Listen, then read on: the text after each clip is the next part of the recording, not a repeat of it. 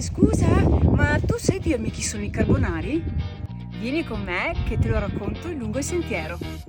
Immagina di camminare su un sentiero che racconta storie di fatica e tradizione. Il sentiero dei Carbonari non è solo una passeggiata, è un viaggio che ti porta indietro nel tempo attraverso antichi sentieri dove una volta il prezioso oro nero veniva trasportato a piedi nelle ceste per la vendita al mercato. L'arte di trasformare il legno nel carbon. Partiamo da Marana in provincia di Vicenza per un'escursione che ci regala panorami mozzafiato sulle piccole Dolomiti. Ci aspettano lungo il sentiero il profumo dei boschi, i verdi prati, i ruscelli da attraversare, ma anche tratti ripidi e qualcuno esposto e qualche sorpresa inaspettata. Lungo il percorso di 7 km e 370 metri di dislivello lassù l'andata ti troverai circondato da una costellazione di erica rosa che colora tutto il sentiero e lo caratterizza. Fra tratti in salita e diversi saliscendi il percorso ti offrirà angoli suggestivi, come il passaggio vicino ai ruderi del passato, tratti di sentiero molto affascinanti vicino alla roccia, scorci panoramici e momenti di relax, fino ad arrivare alla chiesa di Campodalbero. Il percorso è ben segnalato e ha la durata di 3 ore la sola andata. La natura qui non è solo un paesaggio da ammirare,